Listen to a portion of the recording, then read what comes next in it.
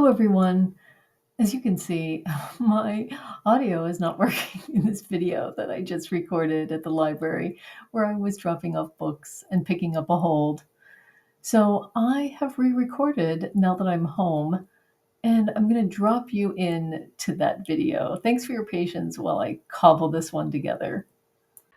Hello, here I am back from the library, refilming what I just did in that video in the car. I don't know what happened to the audio. But anyway, here I am. I wanted to talk to you about how I started off 2025. So I was finishing this beast of a book, Phineas Finn by Anthony Trollope, which is the second in the series of not the Eustace Diamonds, the Palliser series. The Eustace Diamonds is the next book that I have to read. And this languished for so long because it was so dry. It had to do with the British House of Commons. Phineas is a part of that. Then, when I picked it back up in December, it really started cooking. And because there was the social part of the story really kicked into gear, and it was a real page turner at the end of the year and then in the beginning of January. So I was really happy to finally get this one done. Then I watched Pato's booktube channel, his favorite books of 2024. And he has not steered me wrong. When I have chosen one of his best of books a couple years ago, I picked up an Alfred Hayes book. Upon his recommendation, I was at a library sale. I saw this Alfred Hayes book. It was another Alfred Hayes book. It's kind of a two-part series, kind of. His was In Love, and the one I found at the library sale was My Face for the World to See. That was one of my favorite books of that year, and which might have been 2023. And he talked about Confusion by Stefan Zweig. Stefan Zweig is a German author. He died in the 40s. He wrote this, I think, it was published in 1927. This edition is, for some reason, doesn't have the translator on the front, even though it's an NYRB reprint. And the translator is Anthea Bell. This is our narrator telling the story of his early days. He has become an adult. His father is worried about him because he's just doesn't seem to be applying himself to anything. And he ships him off to a university in a small town. And he happens to come upon, by mistake, this lecture hall. He walks in and a lecture from this professor is taking place, and it changes his life. This is the first confusion because it just takes him by surprise so violently. He becomes obsessed with this professor, and when the professor asks him to drop by and he'll talk to him about his studies and his goals, that is a dream come true. They end up working together, long story short, on a project, and he's confused about how he sees his professor's demeanor, his entire personality change from inside the classroom, where he's electrified and larger than life. And then when he's working with the professor on this project, it's like night and day.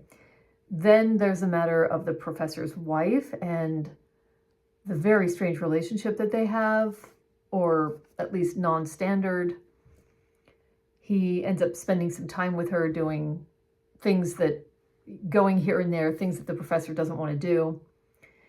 And so there are more than one confusing aspects to our main character that's happening to our main character. And it's fascinating. It was the best book I could have taken on my travels. I wondered what I was going to take after I finished this.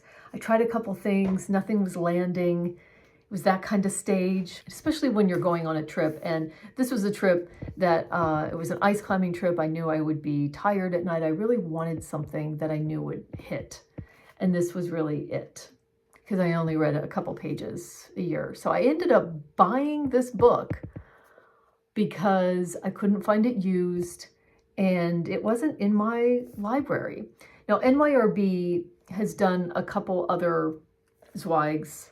They've done the one called Chess Story, I think it's called, and The Post Office Girl. The Post Office Girl is one that I'm definitely going to get. I think my library has that one.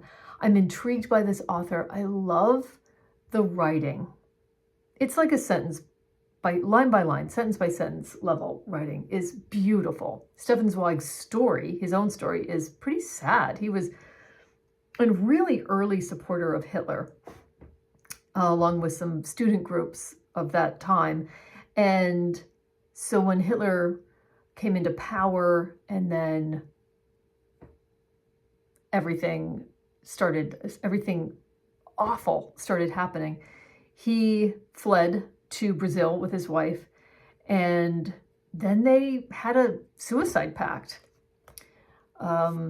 Sad, really sad. Unusual people, but really impactful writing here. I highly recommend trying that out. And I think I mentioned before my last video that I was starting the Brothers Karamazov, and I now have my own copy because I had to return the library copy.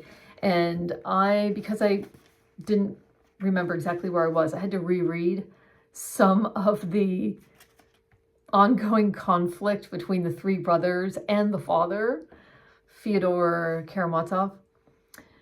And that wasn't very pleasant. And now I'm continuing to read. I'm in like book 4. And it's interesting, the three brothers. It says on the back what this book is about, which I won't talk about. This is a Constant Garnett translation. I'm really enjoying it. Well, I'm enjoying the writing. The conflict is just so, it's emotional, it's internal, and I don't know yet about that, but I'm going to keep on reading it for sure. What are my plans for 2025? I don't really make plans. I have loose, like if I have a couple ideas of things that I might want to read and that I have pinpointed. I've jotted them down. They will be on my whiteboard over there eventually. I have some of those things written down. But one of the things I wanted to get to on my list is I did reread Mrs. Dalloway and I read To the Lighthouse for the first time. And so I wanted to go back and reread, I think this was her first published novel, The Voyage Out. I did read this. This was published in 1915. It was a remarkable beginning for a writer who was still to produce such masterpieces as Jacob's Room and Mrs. Dalloway and so on. In The Voyage Out, it is a voyage, and a voyage to, I think, an island. Yeah, to a resort on the South American coast. And the main character, Rachel, is a immature niece who is being chaperoned by Mr. and Mrs. Ambrose. And on the sea voyage on the ship is Mrs. Dalloway, and probably with her husband. So that's pretty cool. And I remember really enjoying this, and I wanted to reread it because I just like gulped it down when I was reading Virginia Woolf in like 2023. And definitely want to read another James Baldwin. There's one that I identified, but I don't recall what it is, so I'll mention that later. But I read Giovanni's Room, and I have another one in mind that I can't recall. Definitely goes without saying, continuing with Trollope. The next one is the Eustace Diamonds, and I have to get my hands on a used copy. I still have in my mind that I want to read, I want to try to reread or dip back into Iris Murdoch. I read Iris Murdoch in the 90s. I discovered her then, and I love it was like my first literary writing book, and I've just never forgotten it. But when I open up the Iris Murdochs that I see at the library, I just can't recall which ones that I read that I loved. And maybe just my tastes have so changed that when I start reading them, I'm just not into it anymore. But somebody mentioned The Bell. I don't remember who it was, and so I haven't seen that one at the library, so I'll put it on hold and then try it and see if that's one that sticks with me. Henry James, I read The Americans, or The American, last year, and one of Brandon Taylor, the author Brandon Taylor, one of Brandon Taylor's favorite books is The Bostonians, so I'll eventually try that out this year probably. And I'm definitely going to join Simon Hazel from Footnotes and Tangents on Instagram, his read along that starts in May. He's going to be, we are going to be reading Hilary Mantel's books that are not in the Thomas Cromwell series. So it begins with A Place of Greater Safety, which I think is set in the French Revolution. And I'm definitely going to give that a try because I love her writing. The Thomas Cromwell series just wasn't for me. Too early in history, I guess, for me. I do think I want to finally try Ocean Vuong. I don't know if he's written more than one book, but I know he's written On Earth We're Briefly Gorgeous, and I definitely want to try that.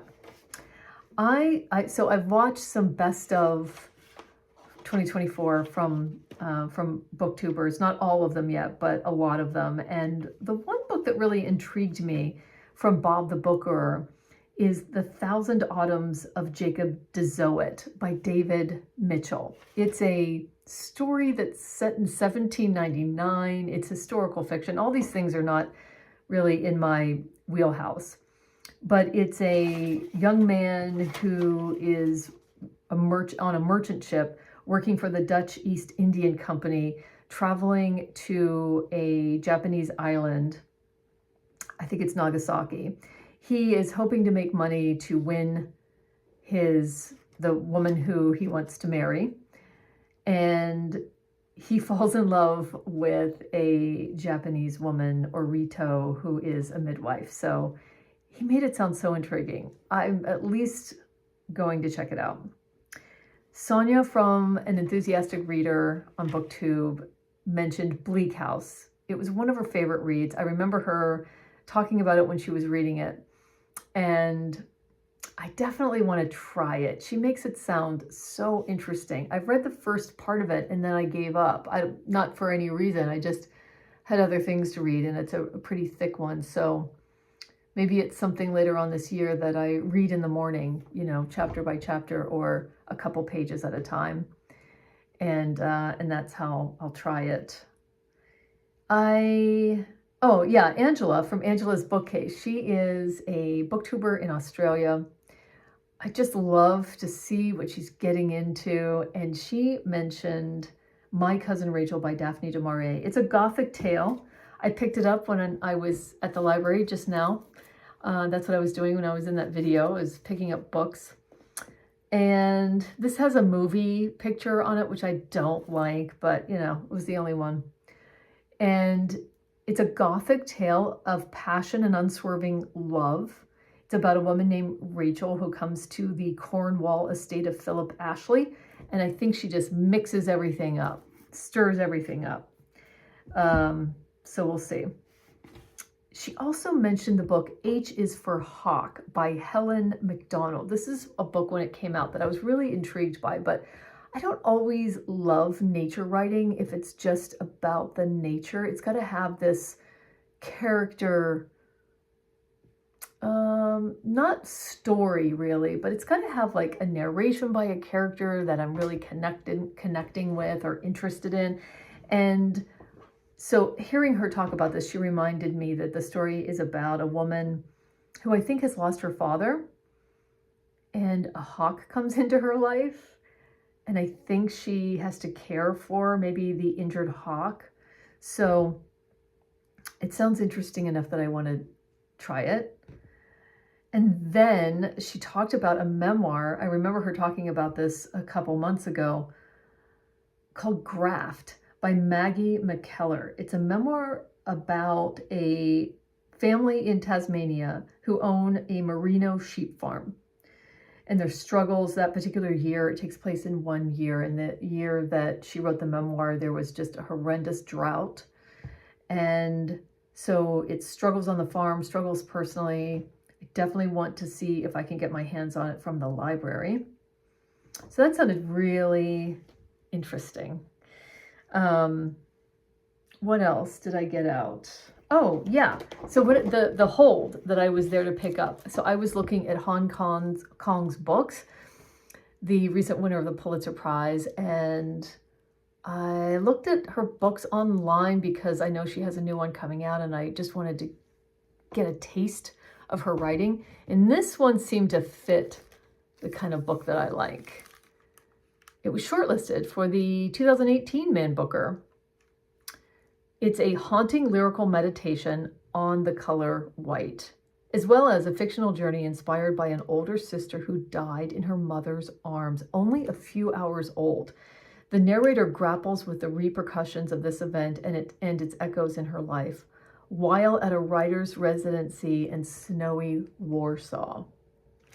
Sounds really good. I had read an excerpt and it pulled me in right away. So I'm looking forward to trying this.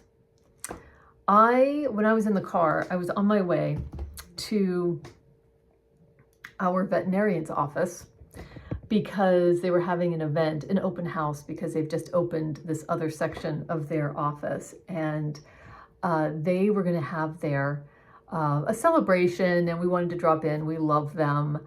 We wanted to drop in because they were going to have the Pittsburgh Penguins hockey team mascot, which is a penguin. And I've never met the penguin. I haven't been to a penguin hockey game for ever and ever and ever. There is absolutely nothing that will get me to an event faster than a mascot being there. At the top of my list for favorite mascots is the Baltimore Orioles Oriole. In terms of personality, engagement, I have so many pictures with the Oriole. I can't stop myself. When I was living in Baltimore County, we went to plenty of games, and that was part of the thrill of going. Second in line would be the Pittsburgh Pirates pierogies, the racing pierogies. There's 4 of them, 5 of them. They all have different personalities. You can't stop and touch or get pictures with the pierogies when they're running by the crowd.